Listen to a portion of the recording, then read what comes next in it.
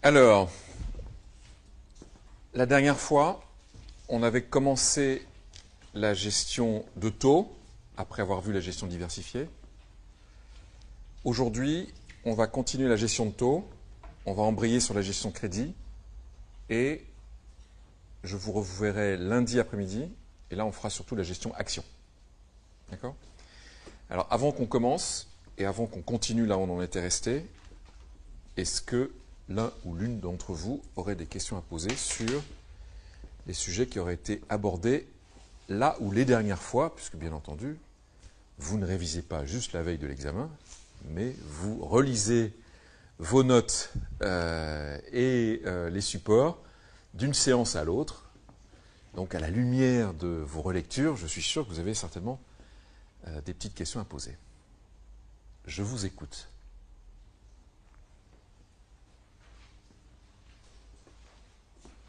Fantastique. Tout a été compris, assimilé, intégré. C'est sûr? Une fois, deux fois, trois fois, on continue. Ok, alors, la dernière fois, on en est arrivé à, quand on avait parlé de la gestion de taux, on avait dit un gérant de taux, ça génère de la rentabilité en prenant des risques. Et en taux, l'essentiel du risque qu'on prend, c'est du risque de taux, tout simplement. Et on avait rappelé quels étaient les déterminants des niveaux de taux d'intérêt.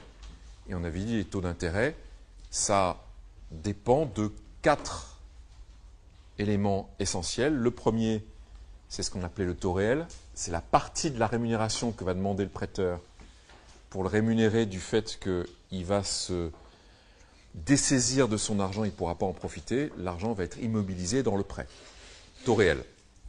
Deuxièmement, le prêteur, il va vouloir être rémunéré du risque que quand l'emprunteur lui rendra son argent, le prêteur veut que son pouvoir d'achat soit conservé. Donc, la deuxième partie de la rémunération que le prêteur va demander, c'est pour le dédommager du risque d'érosion monétaire, le risque de chute du pouvoir d'achat en cas d'inflation. Donc, cette deuxième composante, c'est le risque d'inflation sur la période. Troisième composante de la rémunération que demande le prêteur, c'est la rémunération du risque que l'emprunteur ne lui honore pas sa promesse de lui rembourser. C'est ce qu'on appelle le risque de crédit. On verra ça un peu plus tard dans la séance. Et enfin, le dernier, c'était un excédent de rémunération destiné à rémunérer le risque d'illiquidité. Qu'est-ce que c'est que le risque de liquidité? Illiquidité, pardon. C'est le risque que l'investisseur, s'il devait un jour se défaire de son instrument, il aurait du mal à le vendre et il serait obligé de le vendre à un prix éloigné de ce qu'il devrait valoir en théorie, parce que le marché ne serait pas là, parce que les investisseurs ne voudraient pas le lui acheter, il serait obligé de supporter des décotes lors de la revente. Donc, taux réel, risque inflation, risque de crédit, risque d'illiquidité potentielle le jour de la revente, tels sont les 4 éléments qui sont la base de la rémunération que va demander le prêteur. Le gérant de taux, il va gérer un portefeuille qui va lui rapporter 2 types de rentabilité. Une rentabilité en revenus, les intérêts, et une rentabilité en plus-value, parce qu'il va faire des gains en capitaux, gains en capital, quand la valeur de marché de ces instruments va varier.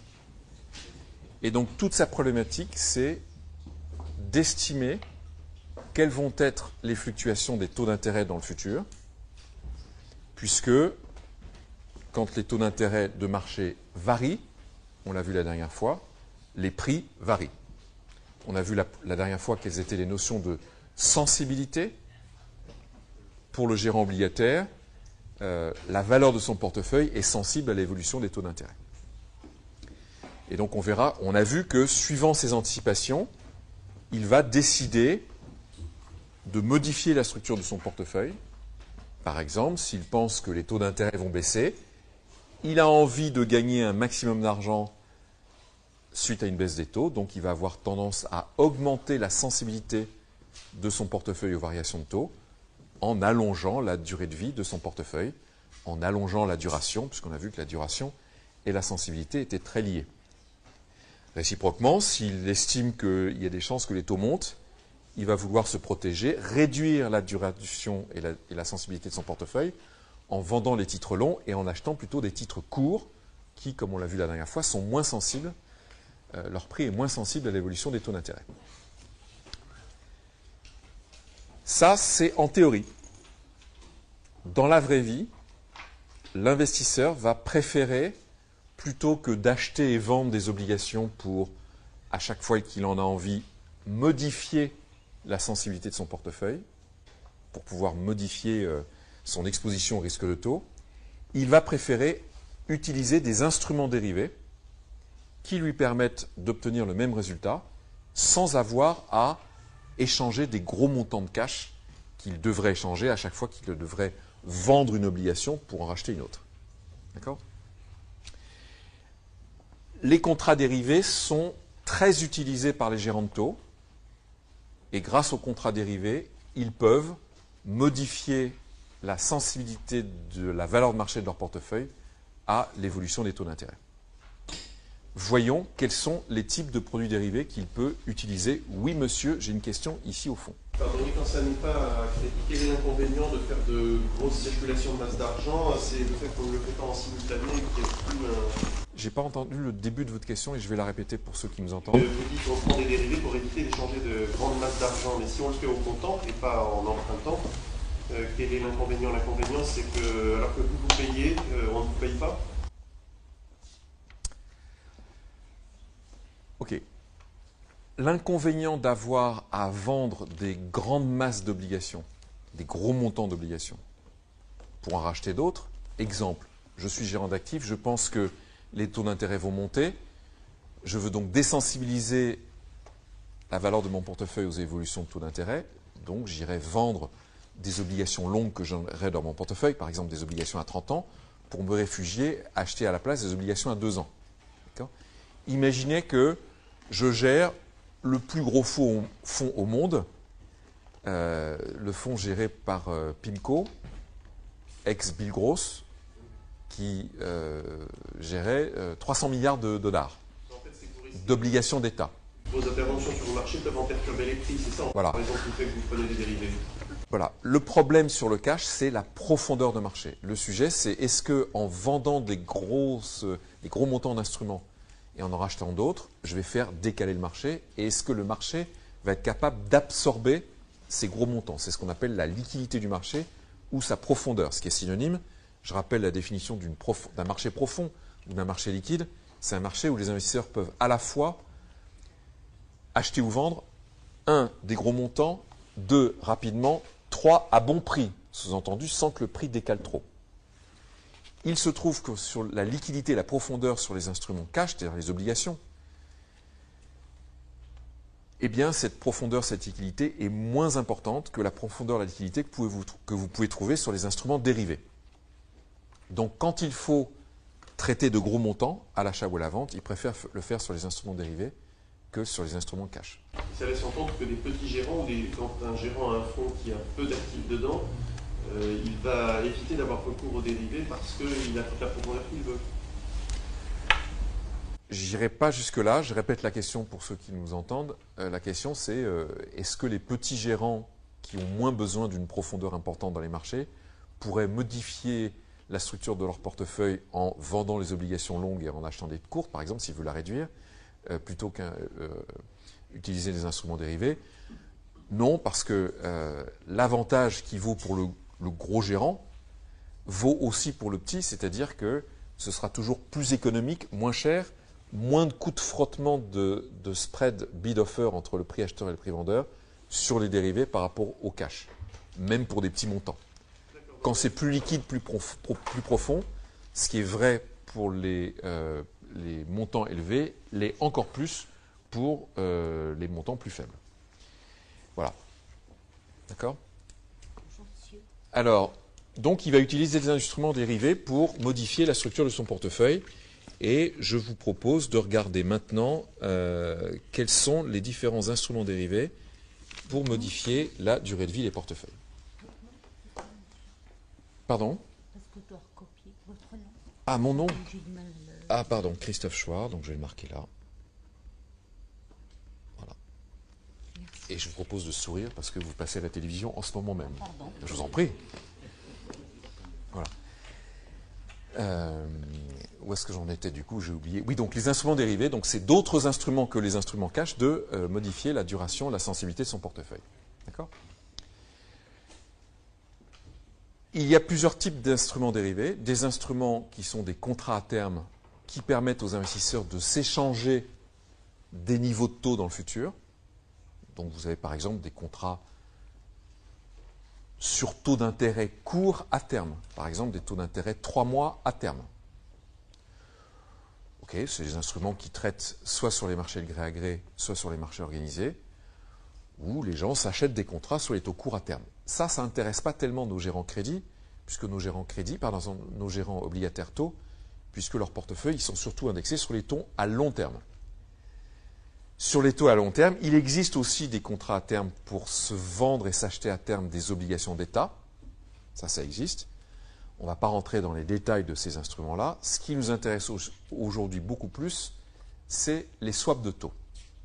On va regarder ensemble les swaps de taux et on va voir comment les swaps de taux peuvent permettre à un gérant obligataire de modifier la structure de la sensibilité de son portefeuille. Avant de parler des swaps de taux, je voudrais rappeler ce que nous avons vu la dernière fois, c'est-à-dire la différence de comportement en fonction des évolutions de taux de marché entre d'une part les obligations à taux fixe et d'autre part les obligations à taux variable. D'accord ? La dernière fois, on avait surtout vu le fait qu'une obligation à taux fixe, quand elle est émise à un certain coupon.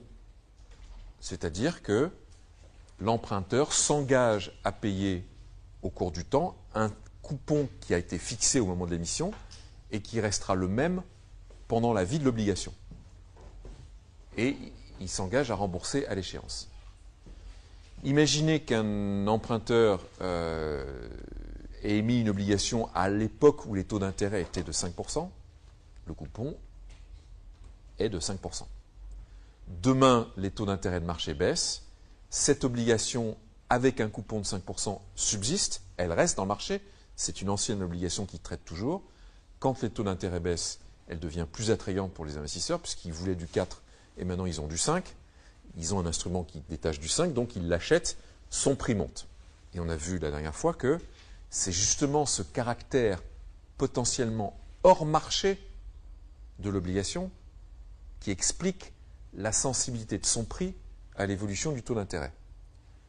L'évolution de son prix et l'éloignement de son prix par rapport au montant nominal reflètent le caractère hors marché, c'est-à-dire coupon bien plus élevé que les niveaux de marché ou coupon bien plus bas que les taux de marché. Donc ce qu'il faut bien comprendre, c'est que c'est le caractère hors marché, potentiellement hors marché d'une obligation qui explique l'évolution de son prix. Et donc bien entendu, si on tient compte de son prix et des flux futurs, bien entendu, le rendement actuariel pour l'investisseur de cette obligation devient égal au celui du marché. Pourquoi je dis ça? C'est tout simplement pour dire que, à contrario de ces instruments à taux fixe, les instruments à taux variable, eux, par définition, et regardons comment se structure un instrument à taux variable, par construction, l'instrument à taux variable reste toujours au marché. Son coupon est voisin des conditions de marché. Pourquoi? Un instrument à taux variable, une obligation à taux variable, regardons les flux, mettons-nous dans le cas d'un investisseur qui donc paye 100,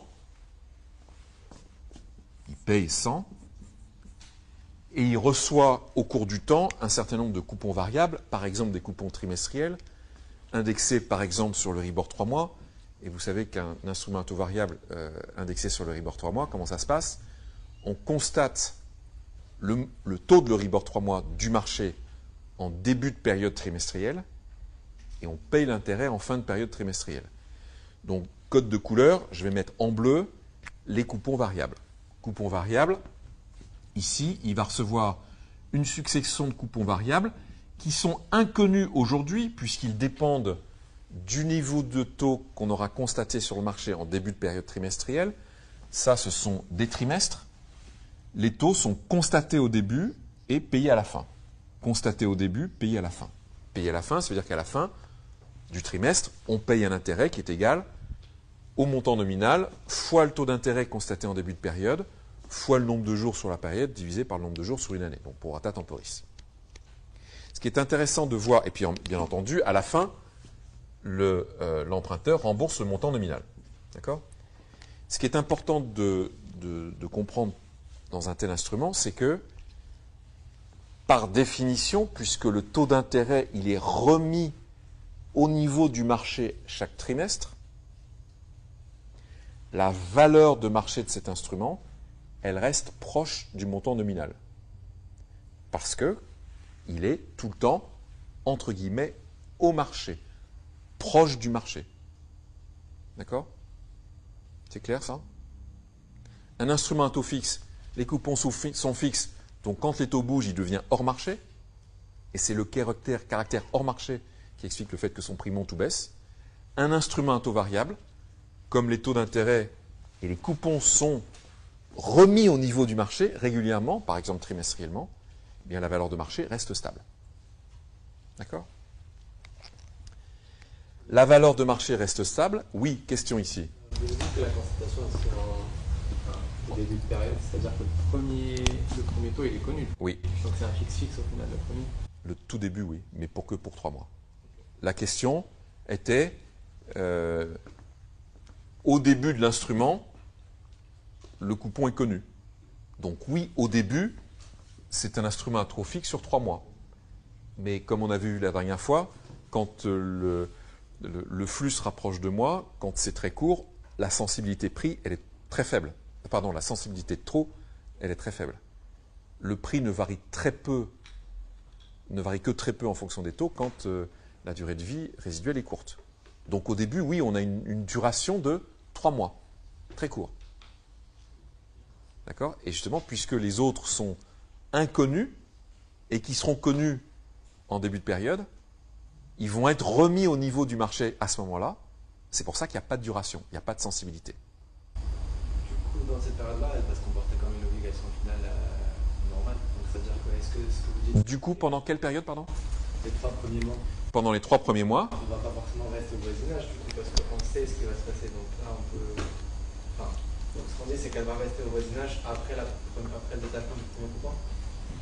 Alors, la question qui est posée, je répète parce que le micro ne capte pas jusque-là, je ne pense pas. Hein. La question, c'est,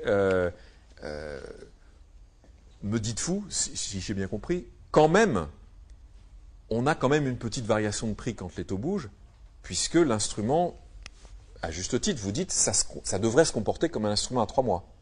C'est ça votre... c'est ça ? Ouais. Ben, vous avez entièrement raison. Effectivement, le jour où j'achète l'obligation, je connais déjà le prochain coupon, qui est fixe, puisqu'il a été déterminé au début de période. Donc oui, effectivement, le prix va bouger un peu quand les conditions de marché bougent, les taux de marché bougent, mais je dis un peu. Parce qu'effectivement, la duration d'un instrument comme ça, c'est au maximum 3 mois. Donc la sensibilité, c'est au maximum d'un quart. D'accord ? Donc effectivement, c'est faible. Donc c'est pour ça que je dis pas que le prix est constant, je dis que le prix est stable, c'est-à-dire peu sensible aux évolutions de taux. Mais en tout cas, ça ne va jamais s'éloigner beaucoup du montant nominal, puisque à la fin du trimestre, tac, on remet au marché, et donc ça revaut le montant nominal. Oui ? Donc ce phénomène, c'est vrai pour tous les débuts de période, pas uniquement le premier. Bien sûr. Oui, bonne question. Ce phénomène ne vaut pas qu'au début de période, mais à tous les débuts de période ultérieurs. Ça veut dire que l'obligation va se comporter tous les trimestres comme une obligation 3 mois, puis 2 mois, puis 1 mois, puis rien du tout, c'est-à-dire plus du tout sensible. Elle va revaloir le pair, etc., etc. D'accord ? Oui. Monsieur, il existe en pratique des obligations où le taux variable est fixé à la tombée de coupon pour la période M2. Ok. La question qui est posée, c'est est-ce qu'il existe des instruments où, à taux variable où les coupons sont déterminés non pas en début de période, mais à la fin de la période, c'est-à-dire juste avant que ça détache. C'est ça la question? Oui. Réponse oui, mais c'est des instruments que je qualifierais de non standards. Et on va voir, quand on va regarder les swaps de taux, pourquoi c'est important que le taux variable soit, entre guillemets, standard. Qu'est-ce que j'entends par standard? C'est-à-dire, c'est le même taux que j'aurais payé si j'avais à la main été emprunté pour 3 mois. Quand j'emprunte pour 3 mois, je connais le taux d'intérêt que je vais payer 3 mois plus tard. Donc c'est taux d'intérêt constaté en début de période, payé en fin de période. OK? Donc une obligation à taux variable classique, par exemple sur Euribor 3 mois, pour l'instant je fais l'hypothèse, puisque là je termine la partie taux, je fais l'hypothèse que je n'ai pas de considération crédit, et je fais l'hypothèse que c'est Euribor plus rien du tout, on appelle ça Euribor flat, sans une marge de crédit supplémentaire. On verra le spread de crédit après. Okay? Donc voilà pour les obligations à taux variable. Et donc une obligation variable, comme on vient de le dire, entre deux détachements de coupons, ça se comporte comme une obligation à taux fixe de durée très courte. À chaque date de période de coupon, ça vaut son montant nominal, etc. jusqu'à la fin. Maintenant, j'ai une petite question. Imaginez que j'ai une obligation comme celle-là, ancienne. Je tombe sur une date de détachement de coupon. Ces flux bleus là, je les mets bleus, je pourrais me leur mettre une petite boule pour bien montrer que c'est des flux variables constatés en début de période, payés en fin de période. Quelle est la valeur actualisée, present value, de tout ça?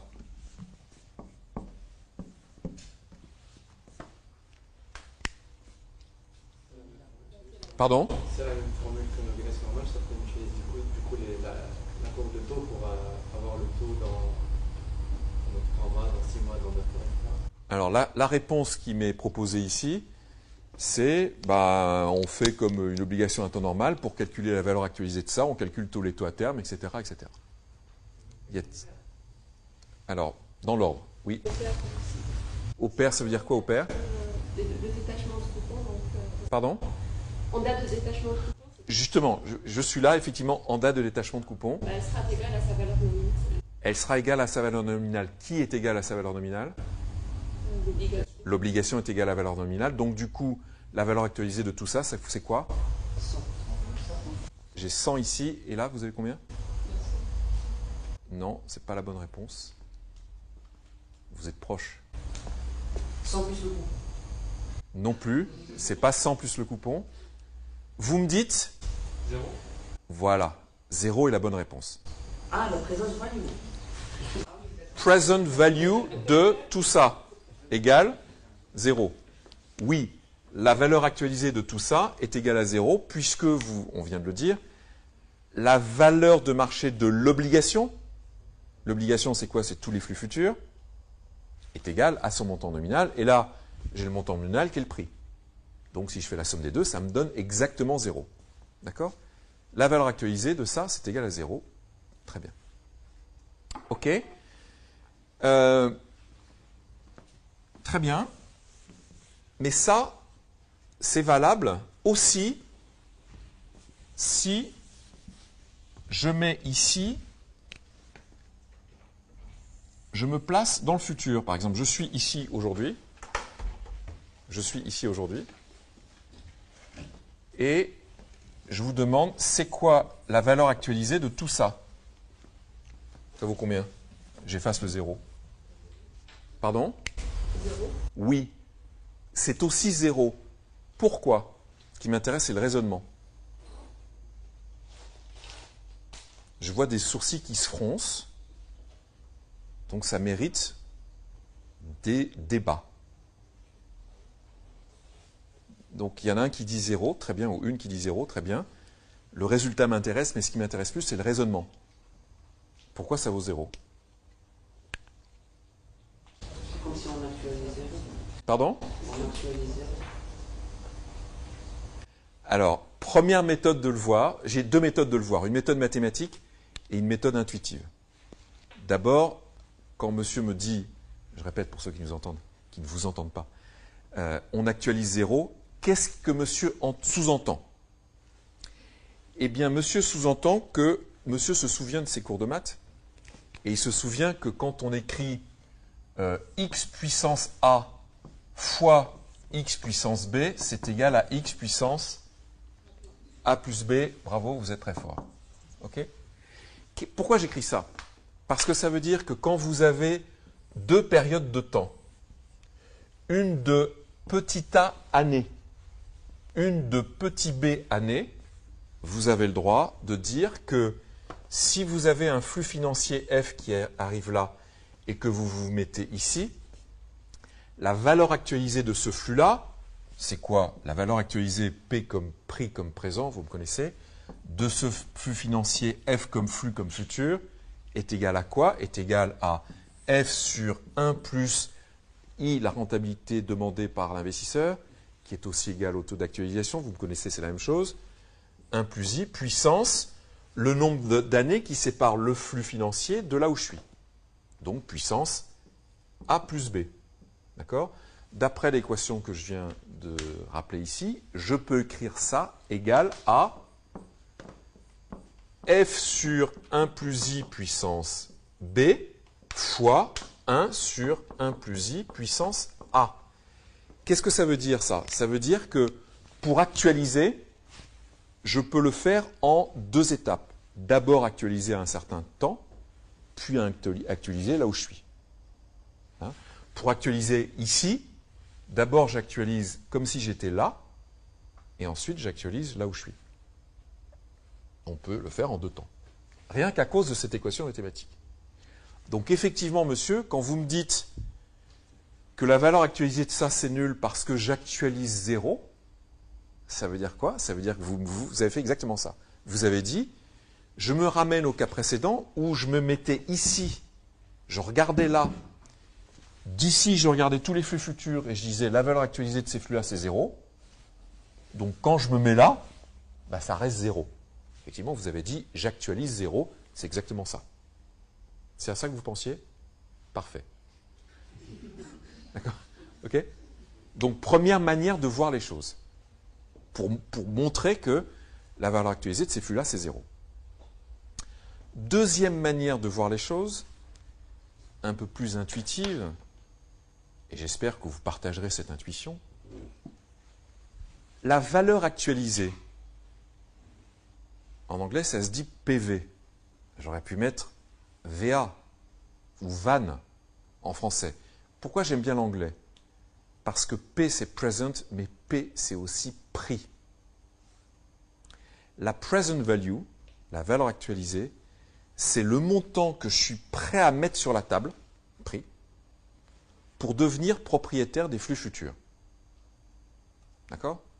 Donc maintenant, je vous pose la question. Oubliez le fait, on sait maintenant que la valeur est nulle, mais oubliez la question et posez-vous la question différemment. En vous demandant, cette série de flux-là, là, je suis là, cette série de flux-là qui consiste à payer 100 dans n'importe quel nombre d'années, peu importe, puis recevoir une série d'Euribor et ensuite 100, cette série de flux, quel montant suis-je prêt à mettre sur la table aujourd'hui pour en devenir propriétaire, c'est-à-dire pour avoir le droit et l'obligation de rentrer dans ces flux-là?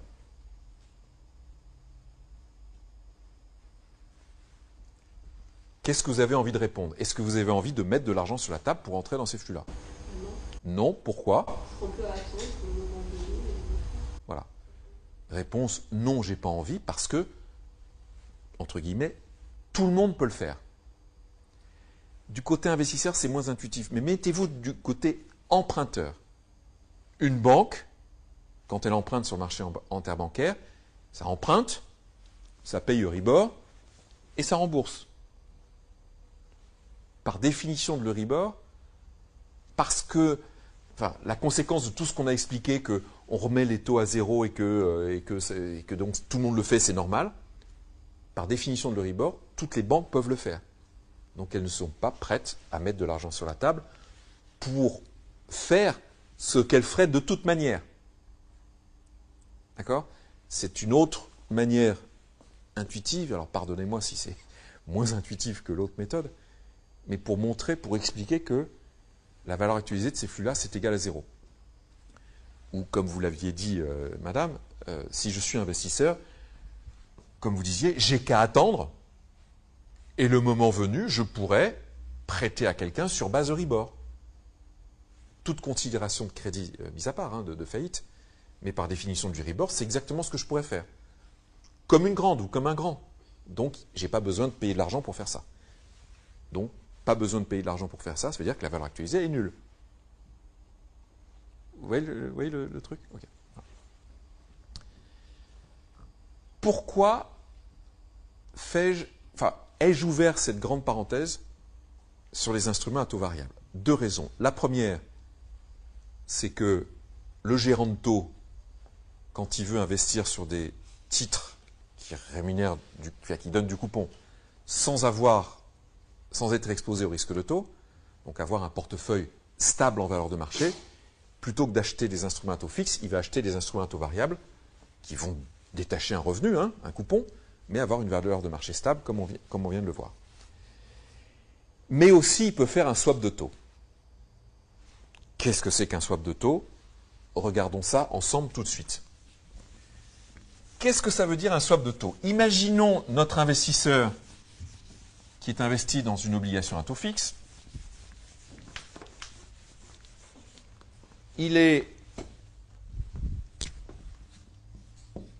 Notre investisseur, il est là. D'accord? Il est investi dans une obligation à taux fixe. L'obligation à taux fixe, elle est là. On va l'appeler ça émetteur.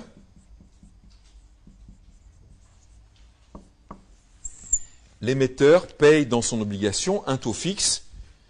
Et je vais faire un code de couleur. Taux fixe égale flux en rouge. Donc l'investisseur, il reçoit une série de flux fixes. Et vous connaissez la séquence de flux. Hein. Si là je mets une séquence temporelle, la séquence des flux fixes, ça va être une série de flux fixes comme ça, avec le remboursement du principal à la fin. Principal, je vais le mettre en noir. OK? Voilà la séquence de flux que l'investisseur reçoit de l'émetteur. L'investisseur se dit « Ouh là là, je crains que les taux montent.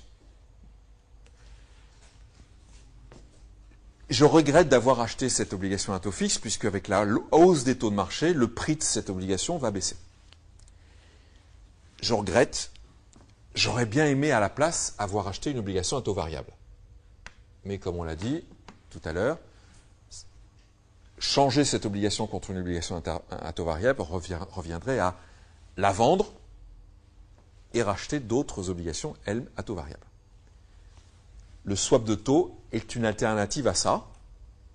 Et pourquoi les gens font des swaps plutôt que de revendre des obligations et les racheter? Comme on vient de le dire, le marché des swaps est beaucoup plus profond que le marché des obligations. Et donc, l'alternative à vendre l'oblig et en racheter une à taux variable, pour se désensibiliser, c'est de rentrer dans un swap de taux. Qu'est-ce que va faire l'investisseur dans son swap de taux? Donc ça, c'est sa contrepartie dans le swap. Il va lui dire « J'ai envie d'échanger avec vous des intérêts fixes contre des intérêts variables. » Donc vous voyez, c'est un contrat swap, en anglais c'est un contrat d'échange. Tout swap, ça veut dire échanger. Et swap de taux, c'est un contrat d'échange de taux d'intérêt. On ne va s'échanger l'un et l'autre que les intérêts, pas le montant nominal. Donc l'investisseur garde l'obligation et il rentre dans un contrat de swap dans lequel il dit à sa contrepartie « Je te paye du taux fixe et tu me payes du taux variable. » Et le taux variable, je vais le mettre en bleu pour être cohérent avec ma convention de tout à l'heure. Et ici, la référence du taux variable, et là je marque E3M, ça veut dire Euribor 3 mois par exemple. D'accord? Vous avez bien compris que là, les flux fixes, c'est cela. Là, les flux, si je les dessine au cours du temps, et ça c'est le temps, eh bien c'est une série d'intérêts à 3 mois, sans montant nominal derrière, hein, à la fin, c'est juste des intérêts fois un montant nominal, bien sûr. Mais le montant nominal n'est pas échangé à la fin. Alors que ici, sur les flux fixes, j'ai au cours du temps une série de flux fixes. Voilà, s'ils sont annuels, ils sont moins fréquents que ceux de l'Euribor 3 mois qui sont trimestriels. OK? Et il peut être positif ou négatif. Pardon? Il peut être positif ou négatif, les flux. Qui il? La question de monsieur, c'est les flux peuvent être positifs ou négatifs. À quoi pensez-vous? Si le fixe, du coup, il est plus important que. Enfin, c'est une variable. Il est. OK. Enfin, soit je vais donner, soit je vais recevoir. Alors, la question de monsieur, c'est... Vous allez au devant de là où j'allais arriver, mais c'est très bien. La question de monsieur, c'est... Bah, dis donc, là-dedans, il y en a un qui va peut-être être gagnant, peut-être être perdant. Si les taux fixes sont plus élevés que les taux variables, il y en a un qui en net va payer plus que l'autre. Ou il y en a un qui va payer en net à l'autre. D'accord? Bonne remarque. Bonne remarque. Et donc, la question qui se pose, c'est comment déterminer le taux fixe du swap? Comment déterminer le taux fixe du swap? Hein, c'est une bonne question. Je vous remercie d'avoir posé. D'accord? Quelle réponse avez-vous envie d'apporter à la question comment déterminer le taux fixe du swap? Il faut qu'il soit supérieur au taux fixe qu'on paye, qu'on récupère les méthodes, enfin, en fonction de si. Premier élément de réponse de monsieur qui me dit j'aimerais bien que le taux fixe ici soit supérieur à ce taux-là, Ou inférieur en fonction ou inférieur, ou en tout cas proche de ce taux-là. Pourquoi? Lui, il va vous dire ça me fait une belle jambe, votre histoire. D'accord? Alors, on va voir que vous n'avez pas entièrement tort, que vous êtes sur la voie. Mais ce qui m'intéresse, c'est de comprendre pourquoi. Oui? Ça doit être équivalent. Pardon? Ça doit être équivalent, le taux fixe et les variables. Il faut que le taux fixe soit équivalent. Alors, la réponse de monsieur, c'est ça doit être équivalent. Le taux fixe doit être équivalent au taux variable. Mais le problème, c'est que les taux variables, par définition, ils sont variables, donc je ne les connais pas. Donc, ce que vous me dites... Alors, voilà. Ce que vous me dites, c'est... écoutez, il suffit de... On va voir que ce n'est pas si simple, mais ce que vous me dites, c'est il suffit de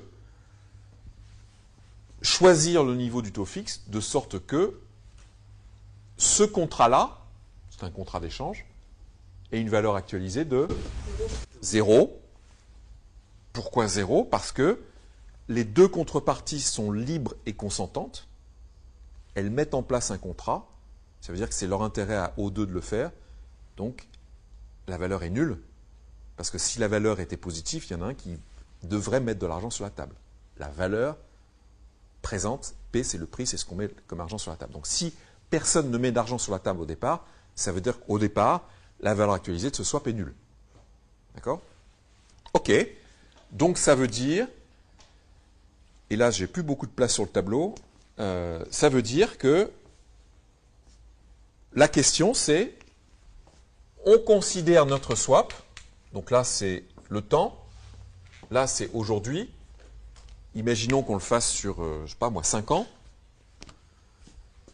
On cherche le niveau de taux fixe pour que 1, 2, 3, 4, 5, je l'appelle F comme fixe, ok? Et je cherche le niveau de taux fixe de sorte que la valeur actualisée de l'ensemble de ces flux-là, donc PV de tout ça, soit égale à 0, avec comme flux variable, eh bien les mêmes flux variables que ceux qu'on a définis, à savoir 1, 2, 3, 4, 1, 2, 3, 4, bon, vous voyez, un flux par trimestre, etc., jusqu'au dernier qui est là.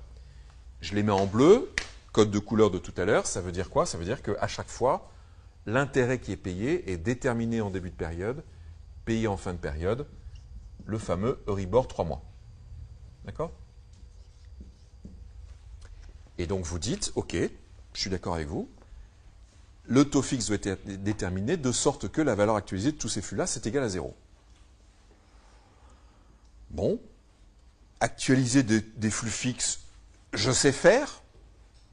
La valeur actualisée d'un flux fixe, c'est ce flux divisé par 1 plus le taux d'actualisation, qui est la rentabilité demandée par les prêteurs, divisé par 1 plus ce taux à la puissance du nombre d'années. OK. Alors la valeur actualisée des flux variables, c'est pas facile puisque je ne les connais pas. Que pouvez-vous me proposer pour actualiser les taux variables? Vous m'aviez dit un terme tout à l'heure que j'aimerais que vous me redisiez, ça me rendrait service dans le déroulé du cours. Oui, les taux forward. Qu'est-ce que vous entendez par les taux forward? Si vous deviez expliquer à votre oncle, votre tante, votre cousin, votre cousine, votre frère, votre sœur, qui ne sont pas du tout spécialisés dans la finance, qu'est-ce que c'est qu'un taux forward? Qu'est-ce que vous diriez? C'est le taux dans 3 mois, connu aujourd'hui. Réponse de monsieur, pour ceux qui nous écoutent, c'est le taux à 3 mois connu aujourd'hui. Ou à 6 mois, ou à 3 ans, etc. Connu aujourd'hui. Je ne les connais pas aujourd'hui. Ça veut dire quoi, connu aujourd'hui, monsieur? On examine la courbe des taux Oui. qui détermine les taux à 3 mois, 6 mois. Ok. Ok, je reprécise. C'est effectivement les taux du futur, mais qu'on peut pas connus aujourd'hui. Ils ne sont pas connus. Ils ne sont jamais connus. Mais que je peux me geler, me cristalliser, me fixer dès maintenant. Et comment fait-on ça? Par les contrats à terme ou par des opérations de prêt-emprunt. D'accord? Est-ce que c'est clair pour tout le monde comment on peut faire pour se geler, pour se cristalliser, pour se garantir un taux d'intérêt dans le futur? Ça va? Ok.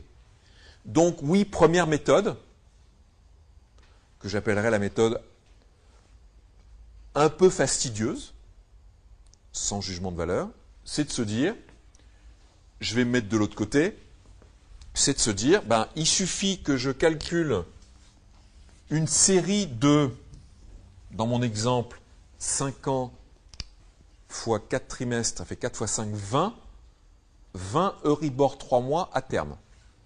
Donc là, si je regarde le terme, si je regarde ici les taux, je regarde mes Euribor 3 mois à terme, c'est-à-dire ceux que je peux me garantir, me fixer, me cristalliser dès maintenant, me figer. Le premier Euribor 3 mois, il est connu, c'est celui-là. Le suivant, et donc j'ai une courbe des Euribor 3 mois à terme que je peux effectivement, comme vous disiez, me geler, me garantir, etc. Et ça dépend de la forme de la courbe des taux. Et quand les courbes des taux sont pentues, les Euribor 3 mois à terme sont plus élevés qu'aujourd'hui. Ok, vous regardez la courbe des Euribor 3 mois à terme.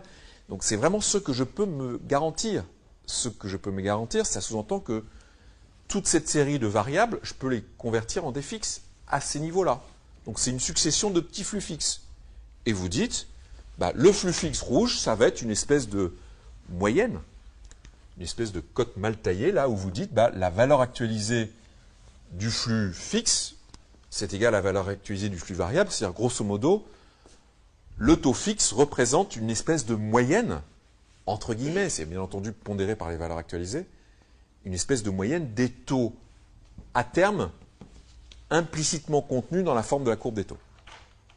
Je dis implicitement contenu parce que je ne veux pas dire anticipé. On dit souvent anticipé, oui, c'est anticipé par le marché, mais comme vous savez, les taux à terme ne sont pas des bons prédicteurs des taux futurs.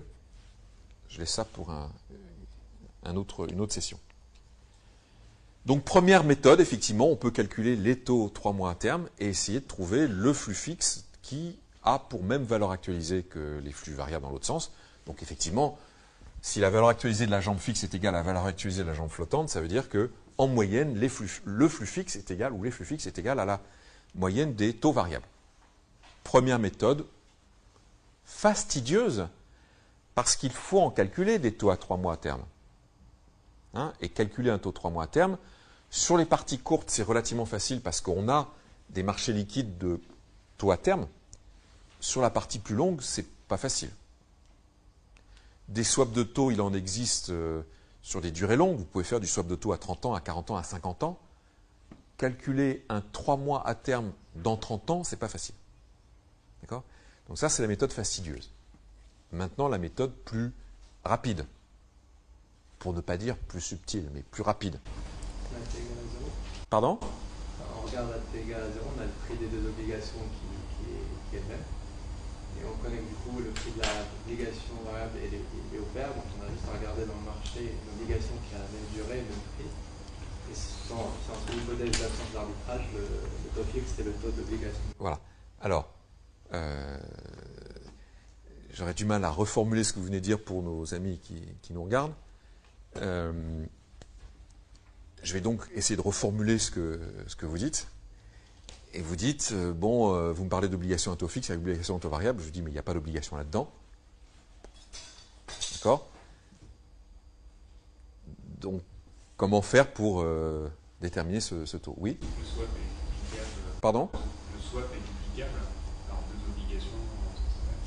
Ok, le swap est duplicable par deux obligations inverses. Pourquoi pas? C'est-à-dire que vous proposez de rajouter des montants nominaux là et là, dans l'autre sens. Pourquoi pas? Je vous propose une autre méthode qui est la même, hein, mais qui peut-être pourra être plus facilement compréhensible. Vous vous dites finalement, je veux calculer la valeur actualisée de ça. D'accord? Les flux fixes, je sais faire, ce n'est pas le problème. Ce qui m'embête, c'est les taux variables. Donc moi, ce qui m'intéresse, c'est comment je peux faire simplement pour calculer la valeur actualisée de juste les taux variables. D'accord? Je vais effacer la partie gauche, puisque vous l'avez compris, elle est simple, elle est claire. Donc votre problème, c'est de dire, je voudrais calculer, puisque la valeur actualisée des flux fixes est facile, la valeur actualisée des taux variables. Et vous vous dites, je voudrais calculer la valeur actualisée present value de uniquement les taux variables, c'est-à-dire ma série de flux variables ici. Et ça, vous vous dites, qu'est-ce que ça vaut? Eh bien, rappelons-nous de ce que nous venons de voir. Nous venons de voir quoi? Nous venons de voir que, c'est plus au tableau donc je le remets, la valeur actualisée de mon obligation à taux variable, effectivement vous avez raison, on met une obligation à taux variable. L'obligation à taux variable, c'était quoi? C'était une obligation dans laquelle il y avait 100, moins 100, plus 100, emprunt et remboursement, et puis en intermédiaire, les flux à taux variable. Qu'est-ce qu'on a vu tout à l'heure? C'est quoi la valeur actualisée de ça? 0. Oui, la valeur actualisée de ça, c'est 0. Donc du coup, je vais faire un petit peu de place là. Investisseur, je vais le remettre là. Je vais le tronquer un petit peu. Fais-moi de la place. Du coup, je peux dire que la valeur actualisée de uniquement les flux variables, c'est égal à la valeur actualisée de... Allez.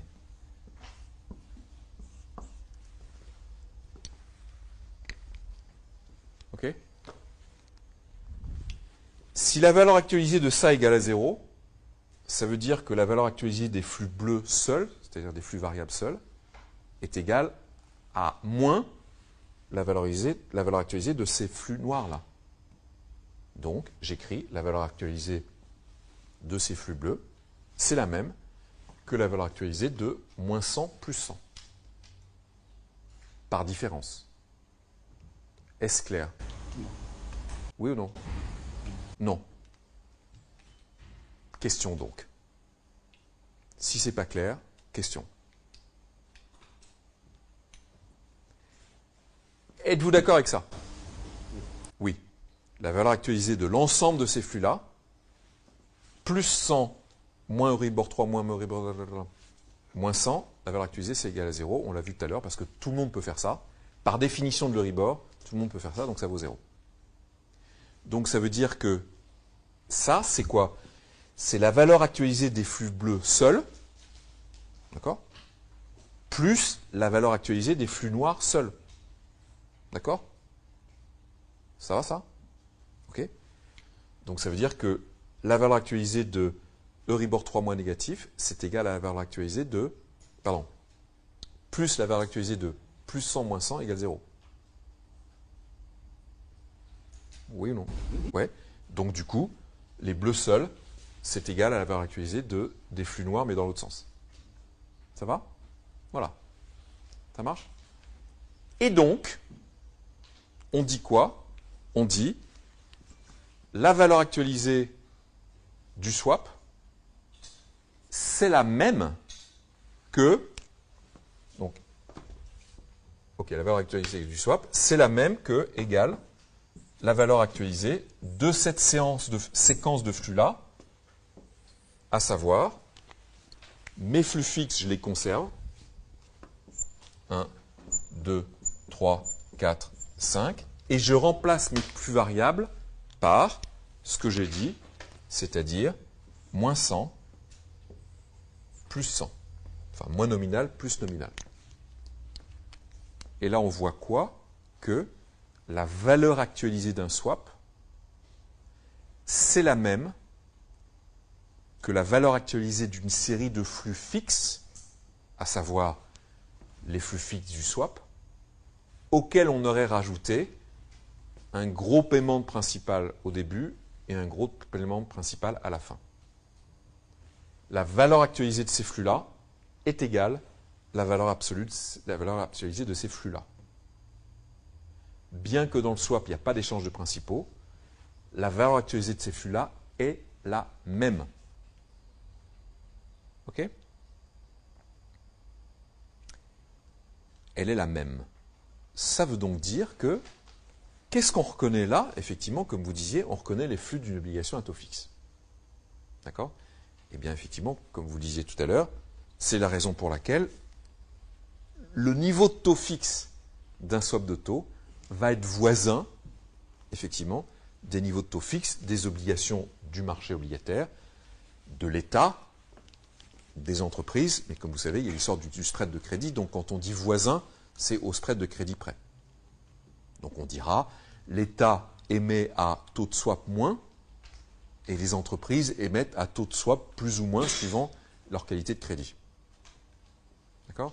Donc effectivement, bonne intuition, les niveaux de taux fixes des swaps de taux sont proches des niveaux de taux fixes du marché, obligataire, mais il y en a plusieurs, État, etc. Et pour son... L'intuition vient d'où? L'intuition vient du fait que la valeur actualisée d'un swap, c'est la même que la valeur actualisée de flux obligataire.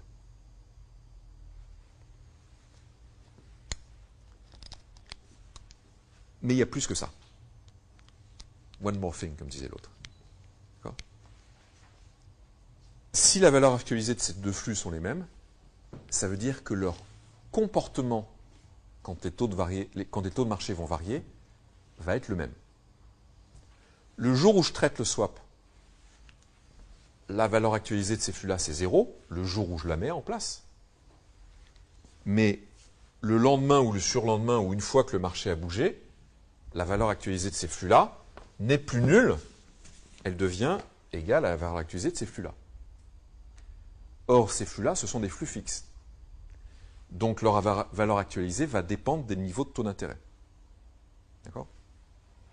Et donc, la valeur actualisée de ces flux-là, donc du swap, va bouger en fonction des taux d'intérêt de la même manière que bougent en fonction des taux d'intérêt les prix des obligations. D'accord? Donc, si je trace une petite courbe, et pour tracer cette courbe, je vais effacer ce schéma-là, pardon, et non pas celui-là. Imaginez que je trace une courbe dans laquelle je trace la même courbe que la dernière fois, c'est-à-dire comment évolue le prix d'une obligue en fonction des taux d'intérêt de marché. Hein, rappelez-vous, cette fonction, c'était une fonction décroissante non linéaire, décroissante, ok, non linéaire parce que ce n'est pas une droite, d'accord? Et on avait dit, quand le taux d'intérêt est égal au coupon de l'obligue, ça c'est le niveau de taux d'intérêt, ça c'est le niveau du coupon de l'obligue, l'obligation valait combien? Son montant nominal. Donc ici, pour une obligation, j'ai 100. D'accord? Et bien, pour un swap de taux, on va avoir la même courbe. Mettons, je la mets en rouge. Donc, c'est la même courbe. Donc, c'est une courbe en rouge qui est la même. D'accord? Qui est la même, voilà. Sauf que ici, quand le taux fixe est égal, quand le taux de marché est égal au coupon fixe du swap, parce qu'une fois qu'il est traité, le swap, il est fixe. Hein. Le coupon, il est toujours le même. Eh bien, sa valeur de marché, c'est 0. On l'a vu ici, le jour où je le mets en place, le coupon fixe sur lequel je me mets d'accord pour 5 ans, il est fixé, mais ensuite, une fois il vit sa vie, il est toujours là, hein, ce coupon. Le jour où je le mets en place, ça vaut 0. Quand les taux montent et quand les taux baissent, la valeur de marché de cet instrument va varier comme celle d'une obligation à 100 près. Pourquoi à 100 près? Oui, puisque dans la valeur actualisée du swap, il y a un moins 100 au début. C'est pour ça qu'ici, j'ai le rouge égale le vert moins 100. D'accord? Et bien là, on comprend pourquoi les gérants d'actifs de taux, pour faire varier la sensibilité de leur portefeuille aux évolutions de taux d'intérêt, plutôt que de vendre et acheter des obligations et de modifier la structure de leur portefeuille en achetant et vendant des obligues, hein, vendant du long pour aller acheter du court, ou le contraire, ou vendant du fixe pour aller acheter du taux variable, ils préfèrent faire cette swap de taux. Et vous voyez que dans un swap de taux, si je suis moi receveur du taux fixe, cet instrument se comporte comme si j'avais acheté l'obligation. Donc si je suis receveur du taux fixe, je vais gagner quand les taux baissent, perdre quand les taux montent. En revanche, si je fais un swap dans l'autre sens, c'est-à-dire où je paye le taux fixe, je suis de l'autre côté. Quand je paye le taux fixe, ça veut dire que je gagne quand les taux montent. Donc on voit qu'en faisant des dérivés de taux, et en particulier des swaps de taux, par-dessus un portefeuille obligataire, on arrive à choisir la manière dont le portefeuille global, obligation plus dérivés, va se comporter en fonction des évolutions de taux d'intérêt. Et, comme on l'a dit tout à l'heure, c'est beaucoup plus facile, rapide, exécutable pour des gros montants que le fait de changer les obligations de son portefeuille et d'en racheter d'autres. Oui? En fait, le montage que vous avez fait au tableau, c'est le même qu'une obligation à taux variable.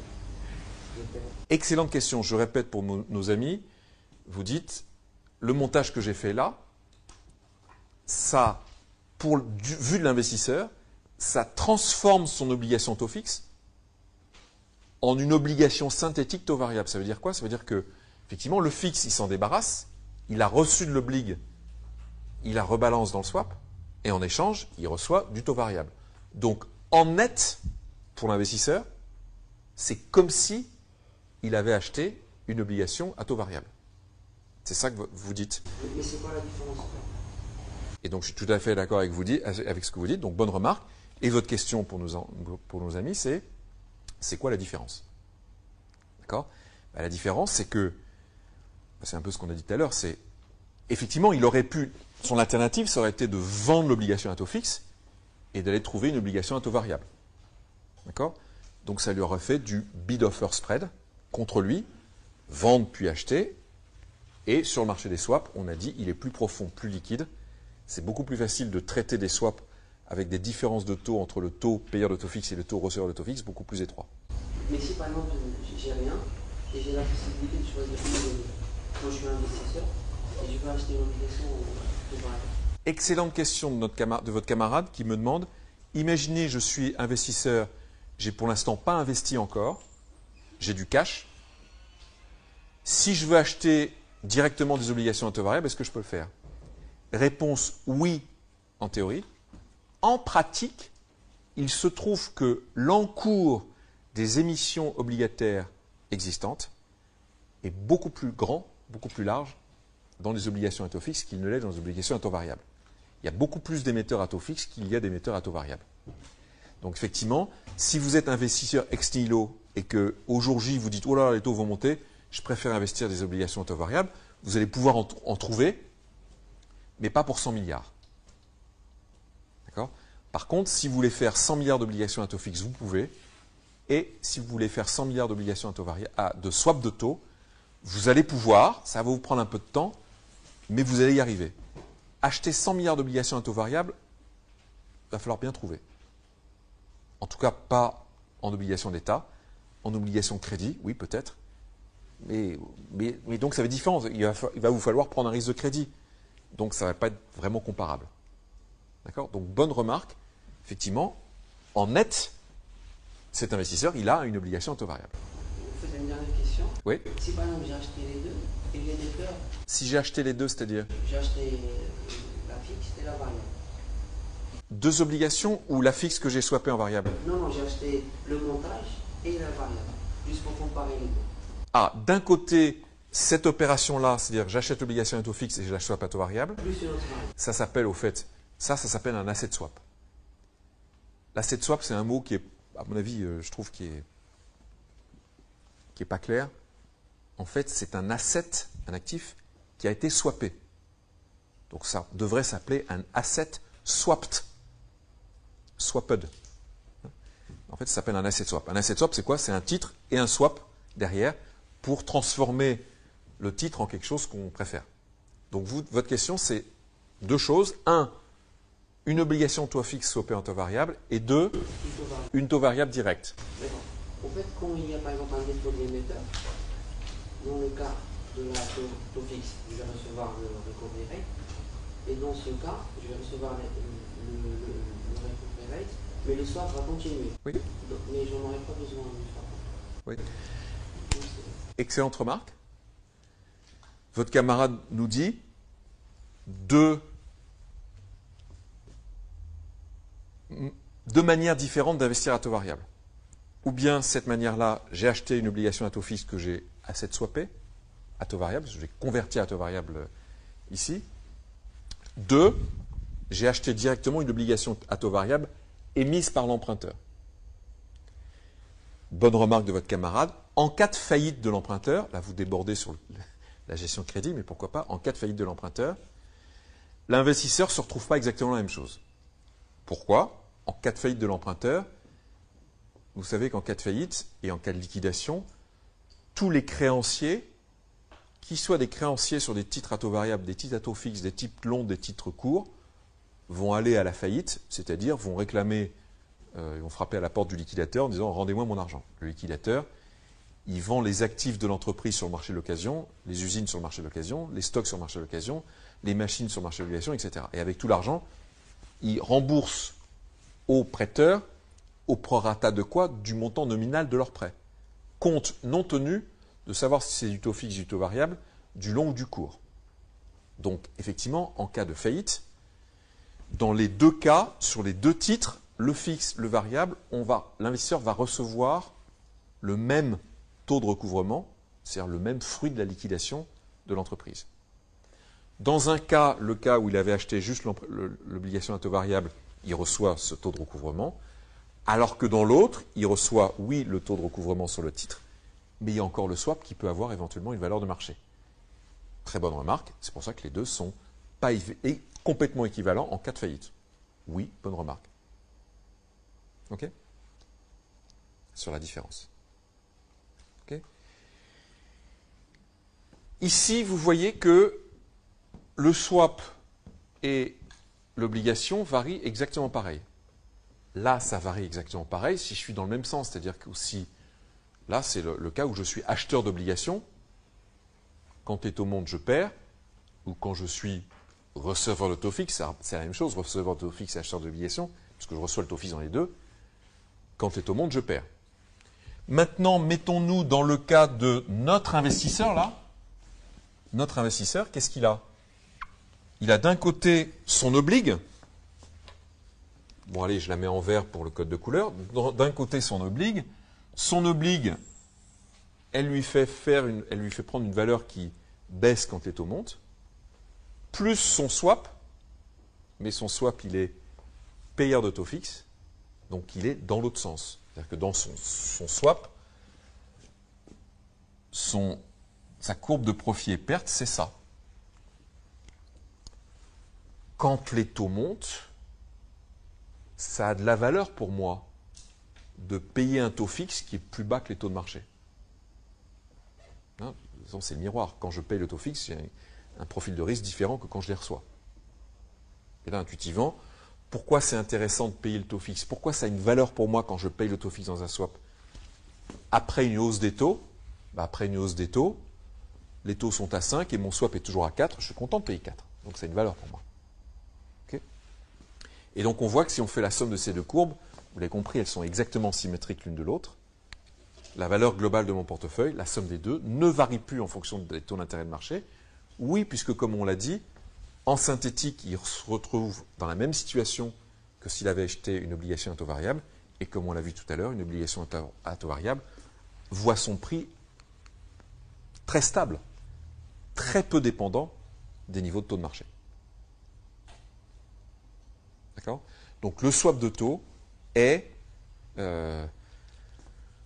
l'élément de base, l'instrument de base dont se sert le gérant de taux pour choisir l'exposition qu'il veut au taux d'intérêt. Donc le gérant de taux qui, structurellement, quand il est acheteur d'obligations, il est exposé à la hausse des taux. Si les taux montent, sa valeur baisse. Il peut, grâce aux dérivés, quand il a une forte anticipation de hausse des taux, se mettre dans une situation ou mettre son portefeuille dans une situation où il gagnerait quand les taux montent, en faisant des dérivés paires de taux fixes pour un montant nominal supérieur au montant nominal de ses obligations. D'accord ? Donc les dérivés permettent à un gérant de crédit, un gérant de taux, d'ajuster la sensibilité de son portefeuille aux évolutions des taux. OK ? Y a-t-il d'autres questions avant que je passe à la gestion crédit ?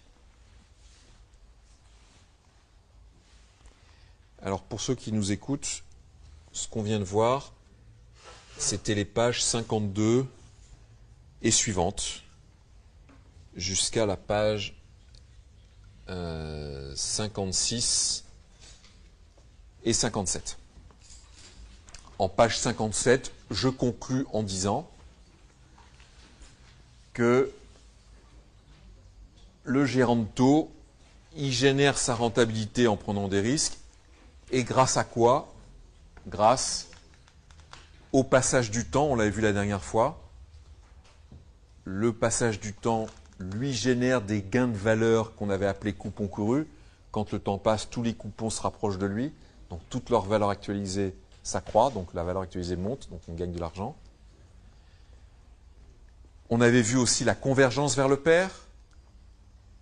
Quand une obligation est achetée hors marché, à un prix différent du pair, et quand le temps passe, quand on arrive quelques semaines, quelques jours avant la maturité, elle vaut presque le pair. Le gérant de taux génère ses rentabilités grâce aussi aux baisses de taux d'intérêt pour générer des gains en plus-value. La première partie, c'est des gains en revenus, là, c'est des gains en plus-value. Et il gagne de l'argent en gérant son exposition au risque de taux, en modifiant la sensibilité de son portefeuille aux évolutions des taux d'intérêt, et également en choisissant la maturité de ces instruments-là. Effectivement, nous avions vu la dernière fois quels étaient les déterminants des taux d'intérêt, les 4 facteurs dont je vous parlais, mais comme vous le savez, les taux d'intérêt, ce n'est pas une structure indépendante de la maturité, au contraire, ça dépend de la maturité. Et il n'y a pas un taux d'actualisation unique, il n'y a pas une rentabilité unique demandée par les investisseurs, il y a une maturité qui dépend, une rentabilité demandée par les investisseurs qui dépend de la maturité des prêts ou des obligations. Et donc ici, ça veut dire quoi? Ça veut dire que nous n'avons pas un taux d'intérêt, une rentabilité, mais une courbe des taux. Eh bien, notre gérant de taux, il peut très bien se dire, tiens, je m'attends à ce que la Banque centrale monte ses taux.